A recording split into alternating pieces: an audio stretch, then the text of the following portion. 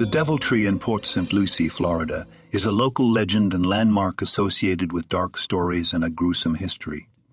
It's important to note that the stories and legends surrounding the Devil Tree should not be taken as urban legends, rather they are historical events. Here's a brief overview of the Devil Tree of Port St. Lucie.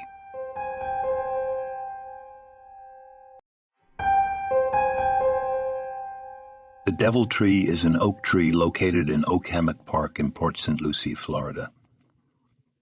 It is known for its sinister reputation and the tales of alleged crimes that took place near or under the tree. The legend of the Devil Tree is tied to a serial killer's gruesome crimes. According to reports, he would take his victims to a remote area, tie them to the tree, and then carry out his sadistic acts of violence. Some sources suggest that he may have buried some of his victims near this tree. Visitors to this day say that when they visit the tree, they get a weird, spooky, and uneasy feeling when they are near the tree. You get a weird, spooky feeling, I guess you could say, around here. And there's a spooky feeling, and I gotta admit, I felt spooked out when I was there. It draws you in, and when you leave, you feel like you can't leave. Gerard John Schaefer was a former sheriff's deputy in Martin County, Florida. Schaefer's crimes were eventually exposed, and he was arrested in 1972. He was convicted of 2 murders, but was suspected of killing more than 30 women. He was sentenced to 2 consecutive life terms in prison. In 1995, Schaefer was killed by a fellow inmate in prison. The legend of the Devil Tree began when a local hog hunter found the tree and discovered the remains of 2 girls. They had been tied to the tree, slowly tortured, then murdered. There was an old orange crate sitting a few yards from the tree, possibly used by Schaefer as a spectator's seat. Over the years, there have been numerous reports of ghostly activity and paranormal experiences associated with the Devil Tree. Visitors have reported strange sounds, eerie apparitions, and an overall sense of foreboding in the vicinity of the tree.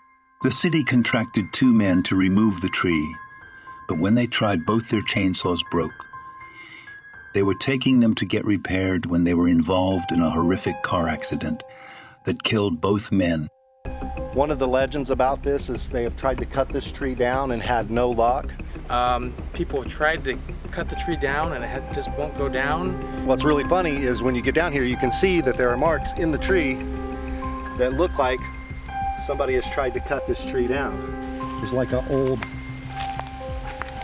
shirt or something. It is definitely kind of creepy back here. It felt weird, huh? Yeah. Like you didn't want to leave, like you needed to stay there. Yeah, it just a weird vibe. That's exactly how it felt. Yeah. There's an energy around it. It feels spooky. It's like a heaviness, and then the further away you get, the more lighter you feel. Yeah. Did you hear that? Hear what? Listen, I just saw a shadow cross over there. Most people will tell you Gerard Schaefer is the root of the evil that lurks in Oak Hammock Park in Port St. Lucie, Florida.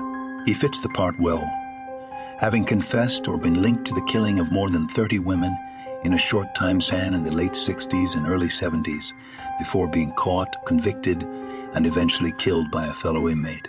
His habit of physically and psychologically torturing his victims, often visiting them afterwards to be with them after death and keeping souvenirs, makes him one of the more sinister serial killers in American history, even for a murderer working out of Florida. His friends in jail included Ted Bundy and Otis Toole, the latter of whom was suspected of setting up Schaefer's death.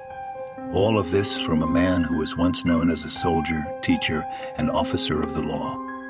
Schaefer's actions, how many women he killed, how he killed them, what his motives were, are the sort of lies and blurry area serial killers often build around themselves after they are caught. He was no different, as his jailhouse confessions and contradicts seduced people into listening to him and debating his place in the pantheon of other murders, but ultimately left people instead arguing over how much of what he said could be trusted or backed up. It is no wonder, then, all these years later, that the spot of one of his crimes should take on a life of its own and unfold as one of the most notoriously haunted locations in Florida.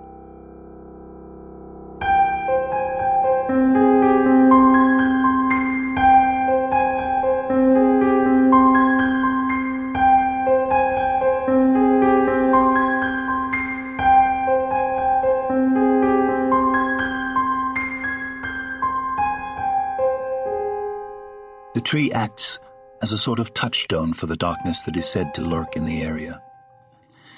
Black figures have been spotted near the tree at night, and the rumors and folklore say they are not all human. There have been reports of rituals being held there and men with robes wandering the woods nearby and near the great oak, but some have also claimed to see what they describe as people made of black smoke. These figures, sometimes referred to as shadow people or shadow men, are somewhat common in areas where there is heightened paranormal activity. Another theory, the one spread most by those who see them or hear the stories and are not as familiar with ghost television shows, is that these are demons or dark spirits who are drawn to the forests and feed of the negative energy there. Other details have added to the legend in the years since the murders. Throughout the woods near the tree are the ruins of houses that have been torn down and forgotten. People in the area, including the Historical Society, have no idea what the foundations are from, but their place in the area lead to the story that one of these was Schaefer's house and was the location where the evidence was found. This points at something perhaps tainted about the area.